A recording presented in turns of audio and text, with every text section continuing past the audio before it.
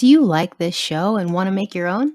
Let me tell you about Anchor. Anchor is free, and there are creation tools that allow you to record and edit your podcast right from your phone or computer. Now you can even add any song from Spotify directly to your episodes. The possibilities are endless for what you can create, whether it's music analysis, your own radio show, or something that the world's never heard before.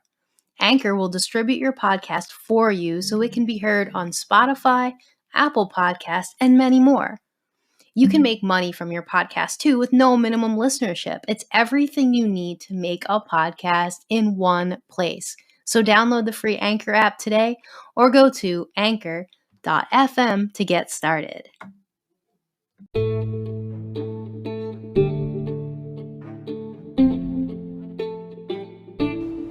I'm Rose Skeeters, host of From Borderline to Beautiful, a show about hope and recovery for BPD. Hey everybody, what's up? This week's episode will be a shorter one. My family and I set a goal to move from the East Coast to the Midwest to be closer to family, and that's what I'm in the midst of doing right now. So, I wanted to do an episode today to talk about the move. As many of you know, setting and achieving a goal like that seems to be an impossible task. Move from Pennsylvania all the way out to the Indiana-Michigan area, especially with BPD and the ADHD that seems to accompany it. This is because we get so caught up in the steps of a goal and so concerned with how we're going to achieve the goal that we don't look at the big picture. For the last few years, we have set our sights on our mission, moving and home ownership, two things that I thought I would never be able to accomplish. It's amazing what can happen when you stop focusing on the steps and how long it may or may not take to reach your goal and start focusing on what it will be like in the end. From making ice cream like Sam to finishing a 10K kettlebell swing program. Yeah, that's right. 10,000 kettlebell swings. That is not a hyperbole. To owning a house in the Midwest. Achieving a goal that you set out to achieve is an incredible feeling. It's freeing. There is freedom in the power to make choices, and like Jocko Willink says, discipline equals freedom. We'll come back to this idea at the end. Now, I have to say that moving wasn't and isn't all roses and sunshine. So I thought today would be a great day to talk about what it's like to experience stress, change, and a whole lot of just waiting and uncertainty while in recovery. How I handled it, and ultimately why I consider myself recovered, and why I have this podcast and coaching business to help others do the same. I should start by saying that change was awful for me in my BPD mind, before recovery, of course. Horrible, awful, no good, and bad. Just like that book turned TV show with the kid, Alexander, is it? Maybe because I was a child, I acted like a child back then, right? Alright, well, all change was hard for me before recovery. Uncertainty was horrible, and waiting. I didn't wait for things, guys. I remember my best friend, Monica, at the time, would go shopping with me. One time, she wanted these Coach shoes at the mall. So we went there to get them, but they weren't on sale, and she actually walked away from the shoes because they weren't on sale. I was like, whoa. She waited until she found the best deal to get her shoes. I was an adult when this happened, and let's be clear on that fact. Late 20s. And yet this was mind-blowing to me. I tried to emulate this financially smart behavior with little success, unfortunately, right after. I wanted what I wanted, and I wanted it now. You know these advertisements that convince you if you don't buy right then, the item will somehow be gone and vanish forever? Yeah, that was me. Those people were speaking to the old me. If you've never bought a house before, I will tell you that the process requires so much more discipline and patience than a sale on a pair of Coach slip-ons. First, you have to get a mortgage company to tell you how much you can spend. Then, you go house shopping. Do you love the first house you see? Awesome. Don't expect it, because your offer could be rejected. You could get into a bidding war, or the house could be sold before your realtor even has a chance to put in your offer. Once your offer is accepted, it's not over. Oh, no way, not even close. You are in a contract, but that essentially means you put a deposit down and you may or may not get the house. Whew, talk about uncertainty. Once you go through all of that, the gathering of the documents for the loan officer begins. They need a copy of what feels like every document you have ever saved. That's a hyperbole. Then the appraisal and inspections and the underwriting process for the mortgage actually begins. We're talking more than a month before the loan officer says, okay, you guys, you are clear to close, meaning we approve this loan and the house is yours. We started looking for houses at the beginning of July and we closed on the house yesterday, so it's a lot.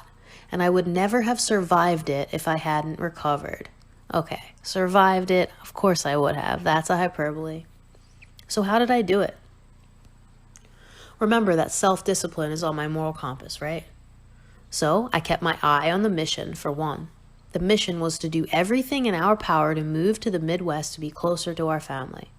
In order to do this, I needed to grow our business to a good and humble start. It's hard to sit around in my emotion when my eyes are focused and fixed on the prize, which is an online business that we can take on the road to our new home with family.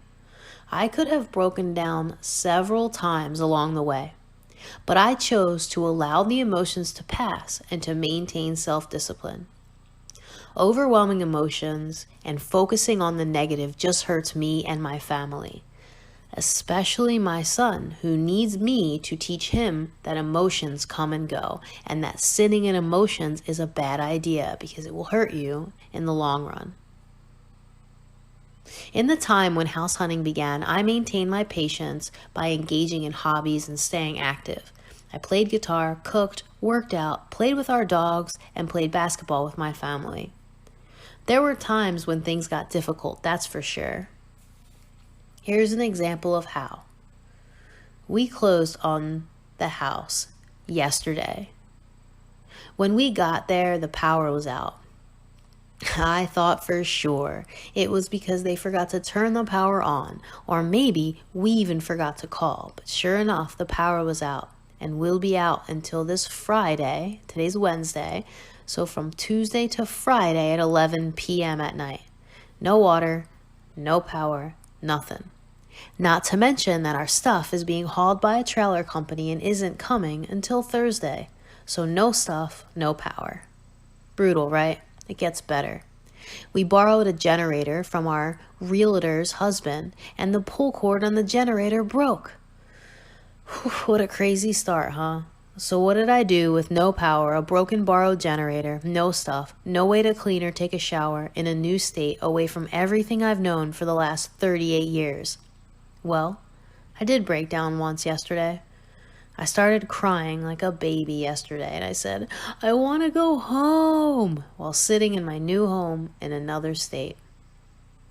But who wouldn't experience some kind of emotion in this state, right?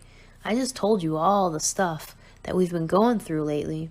It's a crazy situation to be in, and I knew what I said was ridiculous the minute it left my mouth. I am home. And I'm in my brand new house that I was able to purchase with my husband. This is my new home. Not only did I know that what I said was ridiculous, I have learned empathy, meaning I know that I cannot show my son, who also moved up with us, with this different life, embarked on this journey, just how upset I am. He needs to see us strong, and he needs to see Jay and I as a united front. Not to mention that, Jay needs a partner, right? He doesn't need a dependent, another child to take care of. So he's going through the same level of stress that I am. I really need to support him and have his back, because that's what being a partner is.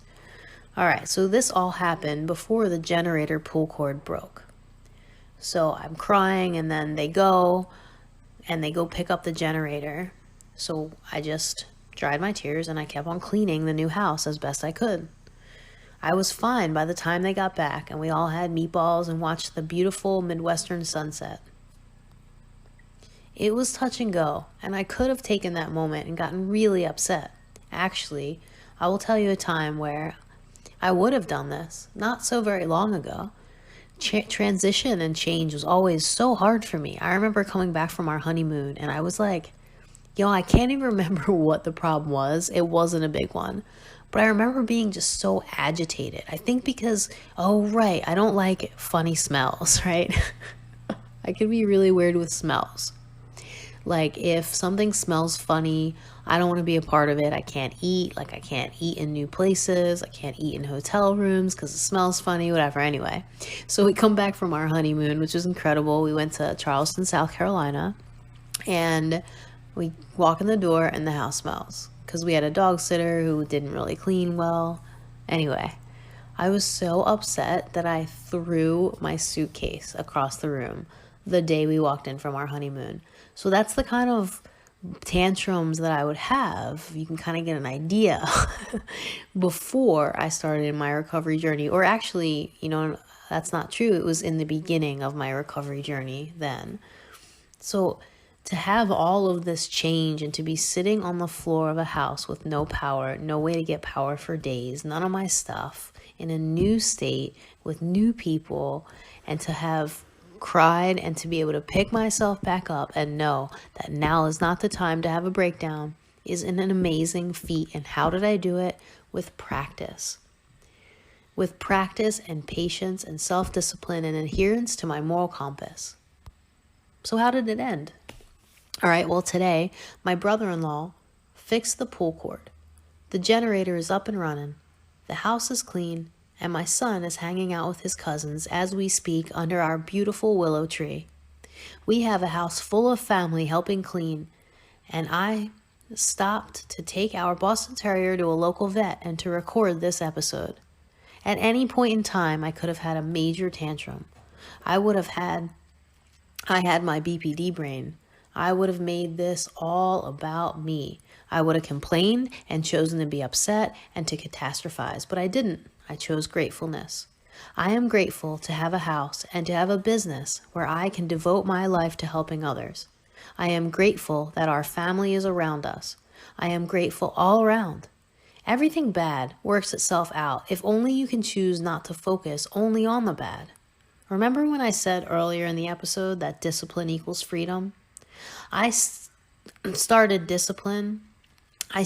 disciplined, to my recovery and to our mission of moving to the Midwest and to my work. And I didn't let being uncomfortable or feeling scared or anxious sidetrack me. I also never gave up.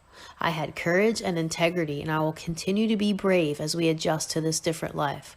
I know that I wasn't always this way, and I am grateful for this transformation as well. So, to everyone out there who has a hard time with change, with patience, with self-discipline, with integrity, with the idea of having a solid moral compass, and that emotions will go. If you let them go, there is hope. Keep trying. Set your goals and don't get caught up in the steps. Move forward. Start small and keep going. It will be hard at first, very hard, but the more you accomplish, the easier your next goal will be. Until next time. So last week, I did an episode on nutrition, and it talked all about water and eating nutritious foods. So today's Q&A comes from actually a lot of different people asking me the same question, so I thought I would address it this week. So the $1 million question is, does it have to be water? Can I drink Crystal Light, Propel, Gatorade? The list goes on and on and on. Water, people. Even if you like those AHA or those like sparkling water, carbonated water beverages, that still doesn't count. You need to have regular natural water. If you don't like the taste of water, I get that. But maybe you can think of it as medicine that you're giving your body. Because if you have a headache, I'm pretty sure you'll take a Tylenol. And if you accept aggressive polypharmacy, or if you're even on 1 or 2 antidepressants, you're going to take that pill, right? So take the pill with water and chase it down with your sparkling water beverage if you need to. But plain water is just so good for your body. Remember, we are made of water. So we need to replenish that in order to not be dehydrated, because dehydration can lead to all kinds of issues. It can make you feel sluggish and tired and slow. It can make you feel like you have a headache. So just think about that. Think of your water as your medicine and chase it with something if you need to. Whatever you need to do. Don't put Crystal Light in it. We don't need to add sugar to our water, guys. That's the problem, right? If you need to find a water you like, definitely go out and do that. The client that I had told you in that last episode that called water shower juice, she found the water that she loves, and it's called Essentia, also a Skater's Family favorite. Awesome. So if anybody has any other questions about nutrition, definitely send them my way, and I'll be back next week with more Q&A answers. Bye, guys.